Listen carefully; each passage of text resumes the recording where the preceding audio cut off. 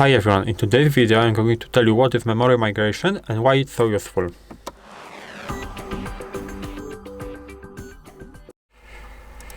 So let's start. What is memory migration? Because memory migration is the process of taking a saved context, usually a JSON file for example that we created in the last video, to load into a completely new fresh chat.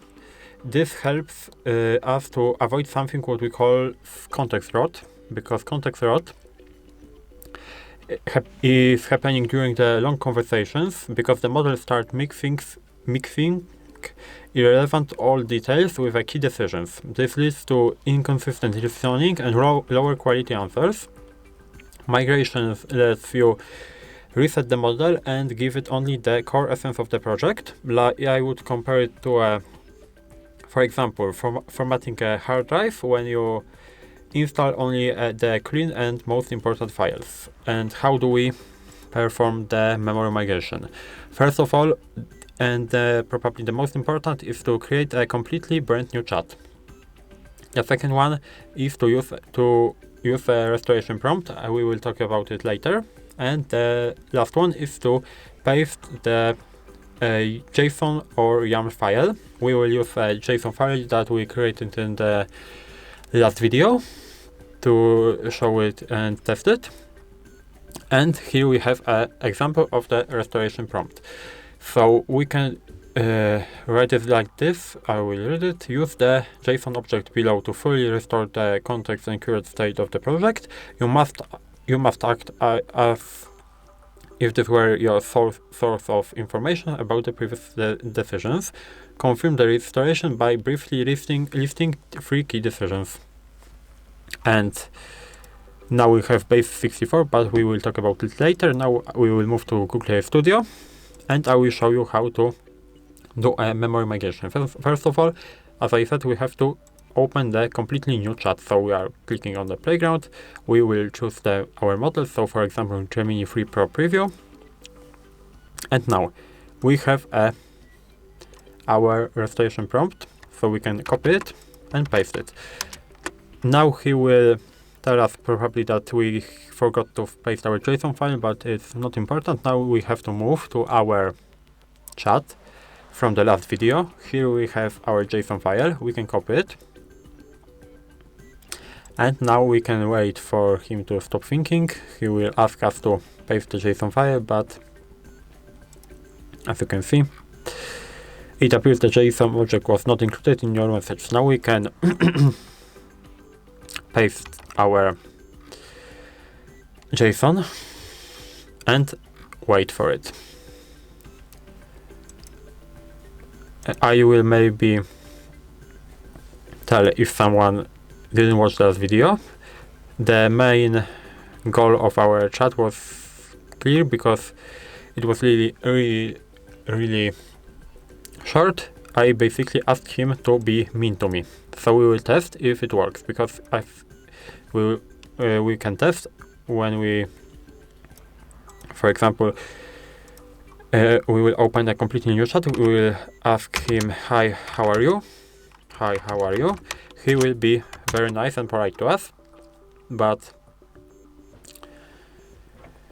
we can wait for him to think. Of course, I'm doing well, thank you for asking. How are you doing today? And in this chat, when we have done our memory migration, here are the 3 key decisions delivered entirely from your file. So you can read it, but we can also ask him to, hi, how are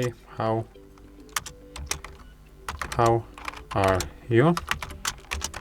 And as you can see, he will not be polite and nice to us. He will probably be rude, same as in this chat. But we have to wait and test it. Oh, look who decided. No, as you can see, he is not really nice to us. So, as you can see, our memory migration works. Now we can move to our presentation and tell about what is a base 64, because base 64 is a simple encoding technique that models, including, for example, Gemini that we used a second before, can decode without any problem. And why we use it?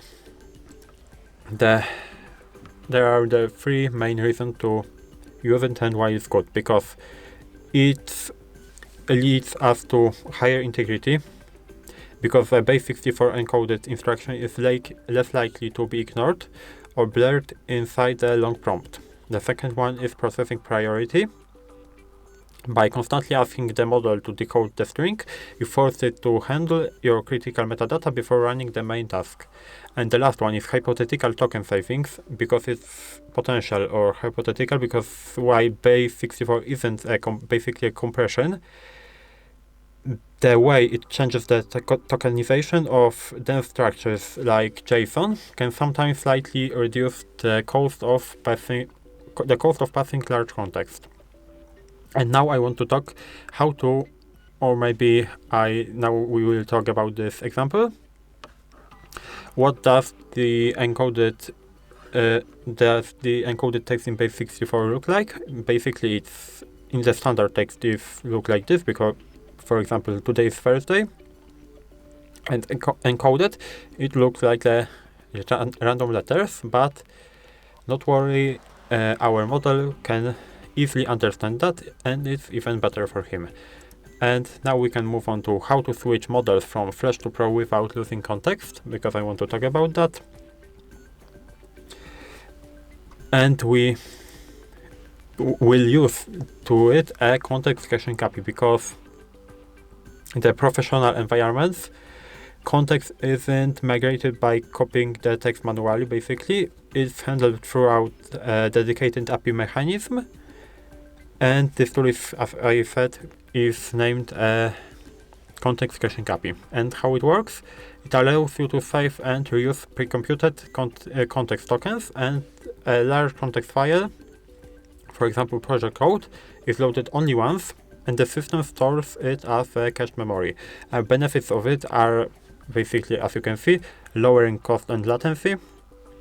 You don't pay or wait for the model to reprocess the context every time, and trouble-free migration, because it lets you to switch between models, for example Gemini 1.5 Flash to Gemini 1.5 Pro, without losing your full structured context.